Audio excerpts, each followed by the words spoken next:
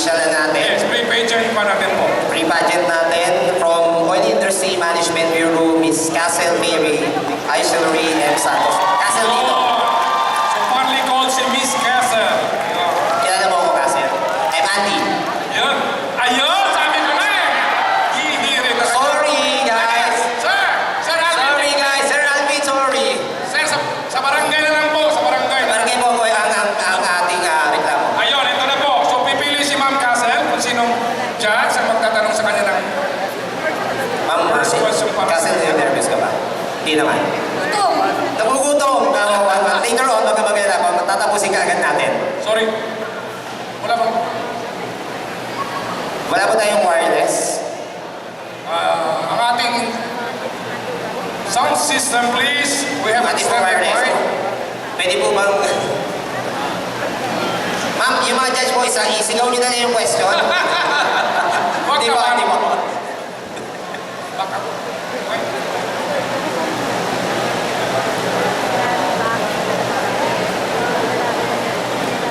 Okay.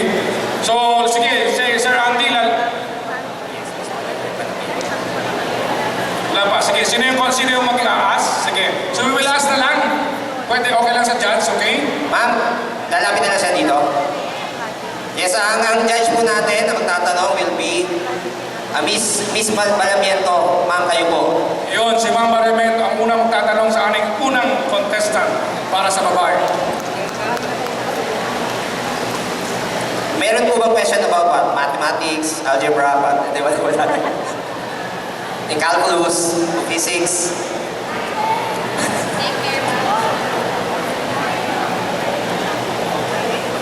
This is the first question to you. If you are given 1 minute to make a positive impression, what would you do? Come again, come again. Ma'am, pag-ulit. If you are given one positive impression, what would you do? Ako ba tinatanong niyo siya? Siya. Sir Andy, contestant po. Castle, what's your answer? Good afternoon, everyone. If I would be given 1 minute to make an impression, I would do my best to smile because it would mean that I am happy with my work. I am committed with my bureau and with my agency, and that my smile would also show that it would only take my commitment to put my heart in everything I do to make this agency go to the development it envisions. Thank you. Thank you very much. Palakpakan natin, Miss Si Castle. Castle. Okay. Candidate number 1. Thank you very much, Castle. Wow, Yes, ano? Sir Andy, kung ano yung gusto niyang first impression? Yun lang una. Ano yun? Good afternoon, everyone. No, ang pagkaintindi ko yung commitment in the heart. Ganun ba? O pare, parang kasi daw sila sa grupo ng OIMB. Ganun ba yan? Kasi OIM ka. No, sige. Pero hindi halata Commitment sa'yo. from the heart, yun ang gusto niyang pakitang impression sa kanya. Sige, ang ating... Okay, sige, next go to the contestant next. natin. Mula po sa Mindanao Field Office, candidate number 2, Miss Karen Paula A. Barrientos. Yun! Kilalang kilala si Miss Karen. Miss Karen, kamusta? Sana po ang ating, sino po ang Kinakabahan ko. Huwag ka mag-alala, dadating si Mayor Duterte. Nandito daw, sir. Kilala mo ako? Hindi, Andy. Ayan na naman. Ay. Kaya ako wala, ako mali siya. Kayo mali siya. Ayan. Sige. Mabawi rin ako sa Randy. Puron, kasama kami niya, Randy, ha? Kilala ko yan. Hindi ko tinatanong eh. Kilala namin dito. Hindi ko tinatanong. Andiyan si Sir Nilo na nakikinig, oh. Si Director Lenesa, nasan ka? Director Manny. Oh, andiyan si Director Manny. Sir, Merry Christmas Kamanda ako. Sir, ako, MC ako kayo ng boss. Mamaya, ikaw ang boss. Yeah. Ang ating judge who will ask the question is Miss Lolita M. Almazar from Land Bank, no ma'am? Yes, for Yes, ma'am. Thank you very much. So, ready na si Karen for the question? Ready na? Meron na pong meron ng mic doon. Ready na po, okay. So the question is? Hi, Miss Karen. If you are given a chance to meet a very famous person, who would that be and what message would you talk about? Ma'am, di po na masyado narinig. So, can we repeat the question, please? If you are given a chance to meet a very famous person, who would that be and what message would you talk about with that person?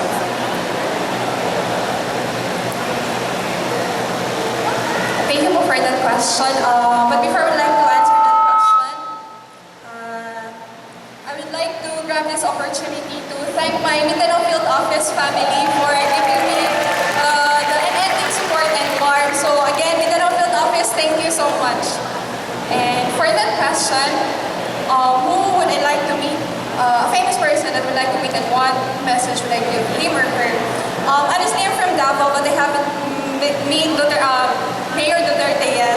And I would really like to meet him personally. And the message I'd like to talk to him about is actually the Department of Energy's advocacy, and that would be mitigating the global warming and climate change, as I believe that is one of the major problems that we are facing right now. As we have been experiencing for the past few years with the natural disasters, I would like to mitigate. I would like to solve the problem through our heads, that they can help with massive information and education campaigns regarding the global warming and climate change. Yun lang po. Mayong hapon sa atong tanan. Wow, Bisaya. Mayong hapon mo din mo dahil. Kamabog kong Bisaya, kay di ka mo kong Mindanao. Daghang salamat, Salamat, Karen. Karen, ha? So, Mayor Duterte, she want to meet Mayor Duterte. Of course, mauubos ang mga tao sa Manila. Bakit, sir? Bakit, sir? Hindi, kasi ayos the mere fact na ayos sumunod sa simple traffic rules and regulations. Ganon? Ubus kayo lahat dyan. Patsyunta ka. Buti nila doon Okay. ako sa western part. Anyway, thank you, ma'am, for the Thank you very much, Karen. The next candidate number 3 is from Financial Services. Yes, kilala mo, sir, ha? Ako na, sige. Si Miss Lailani Bangit. Yan. Eh, kilala ko tatay nito. Kilala. Former CEO, i-employee. Yes, si Miss Lay. Hello, Lee. Good afternoon. Afternoon po. Hindi. Sabi ko na sa'yo Ito. eh. For the boys yan eh. Anong bless? Eh, talaga. Kilala ko tatay niyan. Sir, tatlo na. Tatlo na. Tatlo. Sige, Bilhin sino lang nga? siya. Mamaya, Okay, sige. alam, sino ang- Ikaw, sir, parang ayaw mong lumapit. Ano? No, sa boys, sa boys, sige. Sige. For the question, sino magtatanong? Si Mr. Oscarnito C. Malvar. Hindi naman ito sinadya. Sir, dito, kilala. Kilala ka namin, sir. Alam kung ano ba. Ngayon lang kita nakita. Yo. Kilala po natin yan. Nagkakasama sa UP, sir. So yung mga paano kinikilan is UP. Yes, sir. Sige, your question, please. Magandang hapon sa'yo. My question is, how do you see yourself in the next 5 years and how will you achieve it? How do you see yourself in 5 years? In the next 5 years and how will you achieve it? How you will achieve it, ma'am? Okay. Well, thank you for that question, sir. I think after 5 years, I'll be an advocate of some concerned units that support some legislations that are serious about reducing greenhouse gas emissions. How do you will achieve it, ma'am? And how will I achieve it is, siguro po being part of this energy family, I would like also to be part of our renewable team that supports or that focuses and promotes the use and development of renewable energy. For I believe that it contributes a lot to slow climate change. That's all. Thank you. Thank you! Sorry, pare, renewable. Oo, renewable. O, kanina, OIMB ngayon, renewable naman. Sino yung taga-renewable dyan? Yes, renewable. Go Remby. Sir, ang pamukhan siya ngayon from FS. Pero sinabi niya renewable kasi. Pero siya nakikita ang maganda para sa renewable. May mga opening po kami sa magagandang babae sa renewable. Yun ang sinasabi ko eh. Interviewin ko yan. Okay, thank you, Ma'am Lay. Lee, thank you very much. Ang ganda na sagot mo. Yes, sir, Lee. Parang The question. alam ko na kanino ka nagmana siguro sa nanay mo. Sige. Sa tatay mo. Ito, hindi ka pwede mapakilala nito rito. O, sige, ikaw na. Dalawa sa'yo kanina, dalawa rin sa akin. Sige, ikaw na. Our next contestant, from Rembi, Miss Maria Sahata Geraldine Malana or Sasha. Parang pagkakataon ko na ito. Ay, ma'am. Ayan, sige. Banat. Banat. Sige, sir. Sige. Banat. Wag na. Sasha, hello, good afternoon. Magandang hapon. Sige, Magandang hapon. Good afternoon po. Sige. sige, hindi na kita halikan at araw-araw naman hinahalikan kita eh. Dito, sir. Ako muna. Ako na. Kaya nag-iisip kayo, mas walang mali siya yan. Talaga. Okay, ang magtatanong si Ma'am Floritas Felipe. Ma'am, magandang hapon po. Ma'am, na-miss na kita. Yung ating po auditor. Miss din kita. Hello, Shas. Sasha po. You have a very interesting name. Okay, let's be less serious. My question is, if you won the jackpot in Lotto worth 100 million pesos, name the first 3 things that you would buy or do and why. Sa una po, good afternoon po sa inyong lahat, mga empleyado ng Department of Energy. And thank you for the wonderful question, ma'am. If I'm giving the chance to win the lottery worth 100 million, automatic po, pupunta po ako sa simbahan. Magpapasalamat kay Lord God sa lahat ng biyayang binigay niya sa akin. Simula sa pamilya, sa trabaho, at sa mga nagmamahal po sa akin. Thank you po. Oy, wala kang gagawin doon sa 100,000. 100 million. 100 million, no? Thank you, Sasha. Thank you very much. Thank you, Miss. May suggestion ako. Kung una-una mo gagawin, i-donate mo sa amin yung 100 million. Saan, sir? I-donate sa akin. Hindi ka wala na ng renewable project. Sige, okay pa yan. Sige. Maraming salamat, Sasha, from Rembi. Our next candidate number 5 from Admin Services. Yes. Miss... Hindi kayo tinatawag mo yung kandidato. Sigawan kayo dyan. Nag-cheer lang sila. Miss Jessel Lumacan. Yun. Yes. Yes, good afternoon. Good afternoon. Sige. Megan Levin of Philippine Department of Energy. Sige po. May nakikita ko parang binibining contestant. Tama ba? Or mali? Okay, sige for the question. Sige for the question. Yes. Madam, Jessel, kilala mo ba ako? Hindi. Andy ulit. Yan na. Sige, question muna. Sige. Si Sir Andy, Sir Ding, Chris. Ako siya ulit. Madam, this is your second time to ask the question.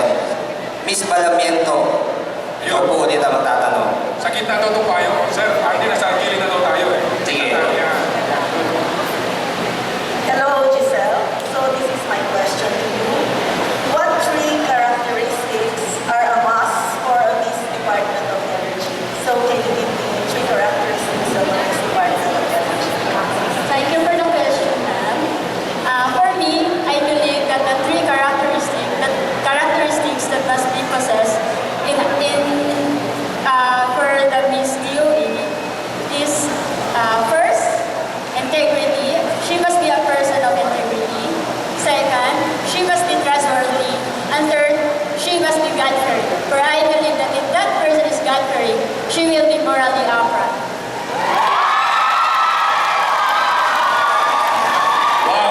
Sabi ko na eh. Ang Miss Universe na tanong, ang Miss Universe na sagot. Yun ang mga Sige po. Narinig mo, Sir Andy, ang tanong? Narinig ko. Ibig sabihin, integrity. And then? Integrity. And then, ano? Integrity. Sir, yung God-fearing, ang medyo And reasonably priced energy. Yes, thank you, Jessel. Thank you. Parang hindi ko emission. Thank you very much, Miss Jessel. Pinapaalala sa'yo, Sir Andy, na yung God-fearing now. Admin daw yun. Sige, taga-admin. Sige. From Taga-admin admin. talaga, napakaligalig nyo. Alright. Sige.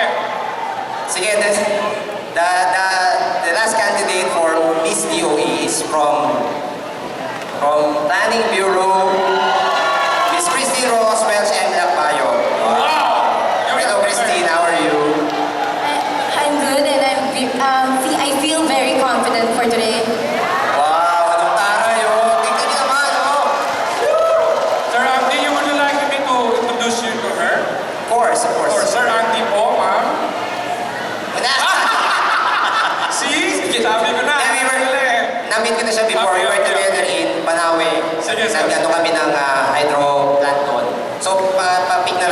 sino yung ano natin.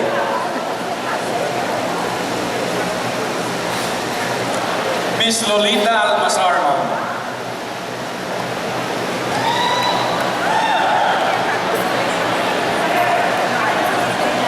What do you think is your edge over your fellow candidates in this pageant and why? Hello, Miss Lolita. Thank you very much for that question. I would like to take this opportunity to thank my EPPB family for supporting me in this endeavor, and also those other people not from our bureau who are supporting me, and also my mom and my brother.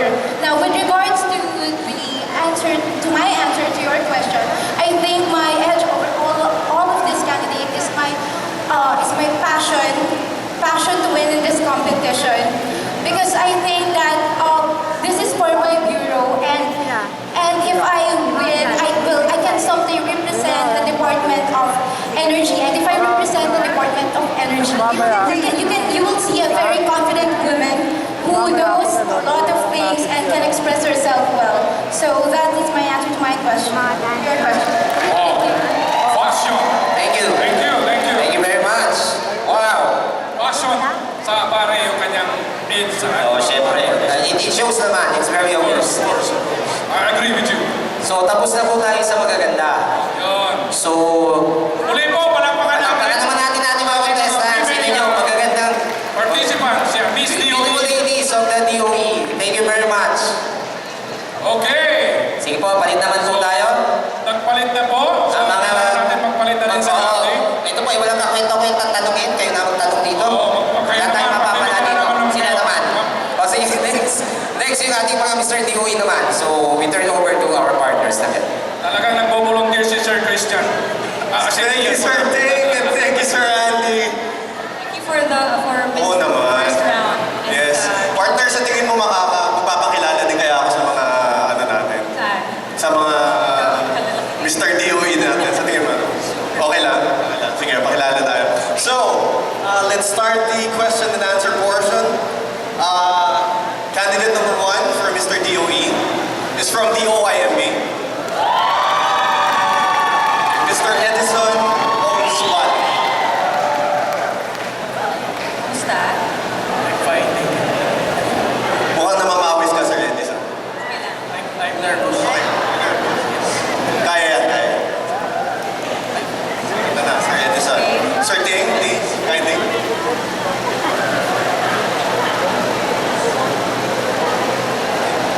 The question will come from Miss Lolita Almazar.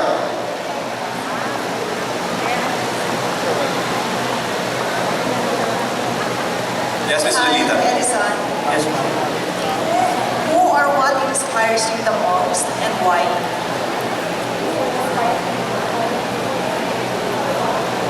Who and what inspires you the most and why? Who inspires me the most? The person who inspires me the most is my father. For he has given me to value work ethics. He has always been a hard worker and has always been wanting to do the best possible job. And I believe that a man is in constant pursuit in searching for greatness and nobility. However, there is nothing noble with being superior to a fellow man. For being true nobility is being superior to the former self, and that is what my father transferred to me. Thank you. Right. Thank you, Mr. Edson. Yung father niya daw. Yan talagang kanyang example. Inspiration niya. Okay, candidate number 2 comes from Remby. Mr. Mark Martinez. Okay, Mark, hi, how are you today? You're okay? You're feeling nervous? Yes, gusto mo ba nang papatagal ng nervyos? Wala ba dyan, mga ladies? Ayaw nila ng kiss. Galing kay Mark. Ang tigas, oh, ladies. Okay, so Mark,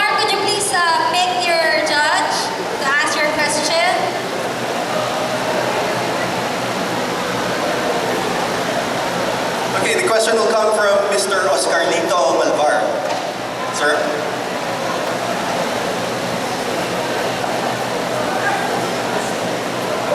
Magandang gabi sa'yo. My question is, did you voluntarily join this contest? If yes, why? If no, what made you decide to go through the training? Ayun, ang ganda ng question ni Sir. So, Mark, sabi ni Sir, did you voluntarily join this contest? If hindi naman daw, ano daw ang ginawa ng mga ka-teammates mo para Pilit ka lang ba, Mark? sumali? Good afternoon, sir. Thank you for that question. Actually, my co-employee volunteered me to join this competition, but as you may not know, I have a low self-esteem, low confidence level. That's why when they asked me to join this competition, I accepted so that I could improve my self-confidence. And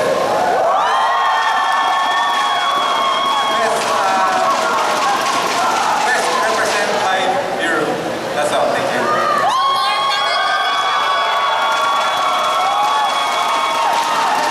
So initially, your teammates volunteered you. And then eventually, nagustuhan mo na rin. Because it boosts your self-confidence. Oo, partner. Kita-kita naman, di ba? Alright, thank you very much, Mark. Thank you very much, Mark. Contestant number 2 comes from the red ring. Okay, Christian, could you please call our next candidate? Okay, contestant number 3 comes from AS, Mr. Harold Villaluz.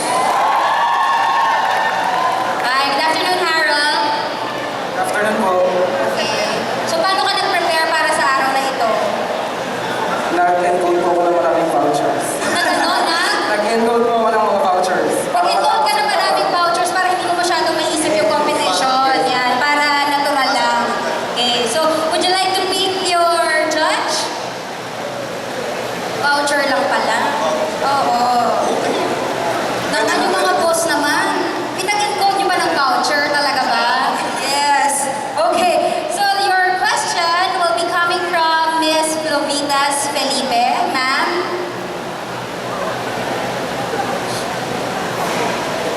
Hello, Harold. Ano po? Okay, I will make this easy for you. Thank you po. If you were given the choice to become a superhero, who would you want to be? And what would be your first mission? Kung bibigyan po ako ng pagkakataon na maging isang superhero, isang unique na superhero po na makakatulong po sa simulang-simula sa buong Pilipinas po para malinis po ang buong Pilipinas. Malinis in a sense na wala po tayong korap, malinis ang environment, malinis ang lahat ng hanay ng mga katawan natin sa gobyerno at sa mga private agencies. Yun lamang po, maraming salamat. Alright. So Harold will become his true own superhero. Yes, hindi Wala siyang ibang gagayahin kasi yung mga superhero, weirdo sila eh, nauunang isuot yung pantalon. Tapos yung Sabay. brief. So siya, unique para naka-Amerikana daw. So Harold would want the Philippines to be clean, yung environment, And yung no corruption. yung no corruption at saka walang traffic. Isama mo na please. Thank you very much, Harold. Thank you po. Contestant number 4 comes from the financial services. Is Mr. Leopoldo Salcedo. Anong sabi mo, Leopoldo? Anong sabi mo sa mga supporters mo? Hindi ko po yan binayaran. Ano yan? Maraming salamat. That's coming from the heart. Ganyan ka nila kamahal. What's your nickname? Leo. Leo. Oo, kasi hindi ko wala ko masyadong kilalang Leopoldo sa FS. Ikaw lang pala yun. Sige, Leo, please pick from the bowl. Oo, isa na lang. And your question is coming from Miss Mayet Balamiento.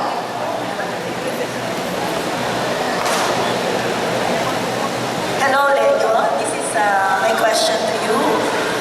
What makes you different from all the other men who are competing in this pageant? Ma'am, hindi ko po masyado narinig. Pardon, please. No, my question to you is, what makes you different from all the other contestants who are competing in this pageant? Thank you very much, Miss Mayet. Kasi yung speaker nakaharap sa inyo, pagpasensyahan nyo na si Leo, may kasamang nervous pa yun. May kasamang nervous. Oo, so sabi Thank ni you Miss po, ma'am, sa Mayet, napakagandang tanong nyo. Medyo hindi ako nahirapan. Ang different ko po sa kanila, yung charisma ko, tsaka pagiging friendly ko. Lahat po sila, barkada ko dito eh. Yung charisma ko po, hindi po kasi yun hinihingi. Sila mismo yung nagbibigay sa akin. Thank you po. so si Leo daw friendly. Kilala mo silang lahat dito. Simulan mo kay ma'am. Oo ba? Payroll to, baka mapapapaya ka ba? Ganun ba? Kasi simulan mo sa akin. Yung account number ko pala, 0057. Okay, tapos na po, 2015 po eh. Hanggang 2014 lang po ako. Okay, ito naman, no? Thank you very much, Leo. So it's your charisma. Thank you. Thank you. Ang lamig ng kamay ni Leo. Akala nyo lang ganun-ganun, pero muntik nang mabasa yung mic, ha? Next candidate, Christian. Candidate number 5 comes from EBPB, Mr. Michael Llanes. Hi, Mike. Hi, ma'am. Yung partner ko may request. Repeat performance. Repeat performance daw. Pero yung partner mo siya na. Pwede ba daw? Mamaya ha, pag tumugtog na yung band. Wala na tayong time. Mamaya pag Nahiya tumugtog naman yung ako, band. partner. Alright, so please, your judge. Again, Miss Maya, the question coming from you. Okay, this is Michael. Hello, Michael. Hi, So ma'am. my question to you is very simple. Tell me something that will make me remember you. So ang question ni Miss Maya is, tell her something that will make her remember Michael Llanes. I do hope so, ma'am, that you were present during the pre-pageant because I think I gave my best performance during the talent portion. But if ever you were not present during that time, I think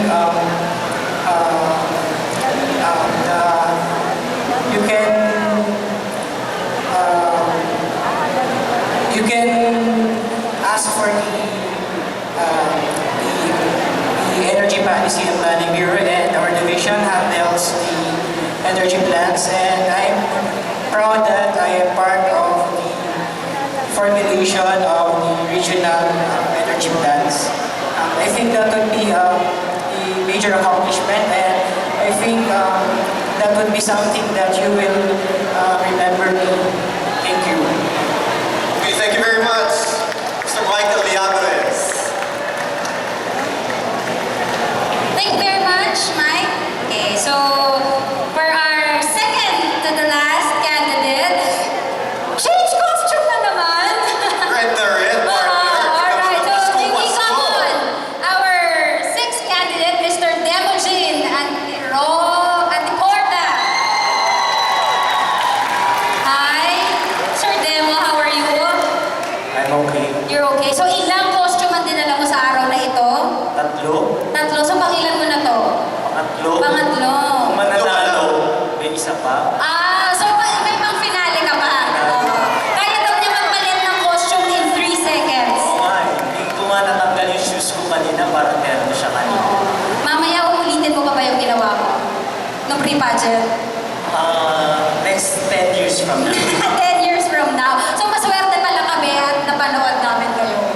Sobrang swerte. Actually, matagal natin makakalimutan yun. Oo, lalo na ikaw. Lalo. Okay, sir, please speak your judge. Okay, our question will come from Mr. Oscarlito Malvar. Sir?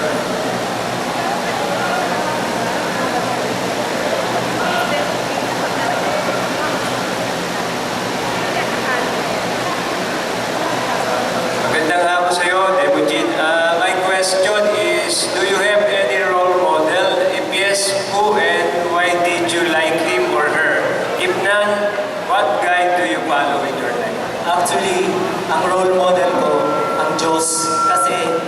ang Diyos lang ang nagbibigay lakas sa akin.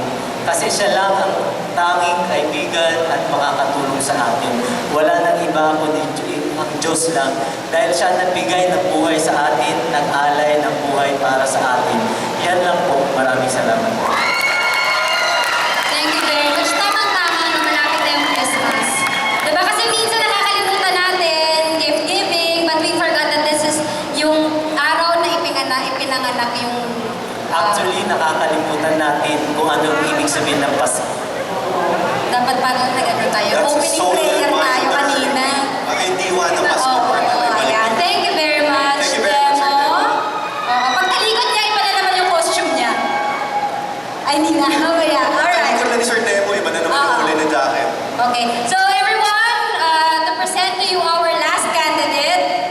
Okay, from ITMS, Mr. Dioscoro Tomas Jr. Yun na lang, sir. June na lang daw. June ba? Oo, June. June.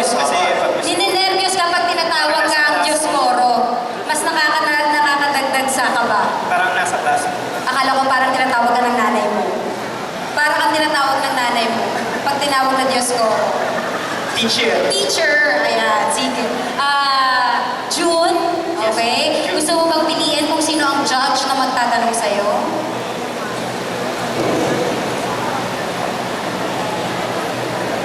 Your question will be coming from Miss Lolita Almazar. Hi, Dioscoro. What's your nickname? June, ma'am. Yes, ma'am. You know what? My father's name is also Dioscoro. So I like to know my father. Thank you. Hi, ito rin, ma'am. How long have you been with the department? I'm sorry. How long have you been with the department? 18 years, ma'am. 18 years. Yes, ma'am. Okay. So having been with the department for 18 years, what can you contribute to help save energy in your own community?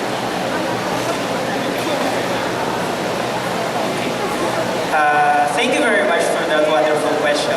How can I contribute Contribute to conservation to of energy conservation of energy in your community. in our community? Actually, ma'am, I think it starts with me and my family.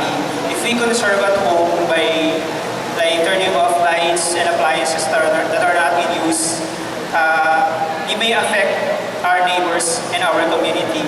And by so doing, we may affect not only our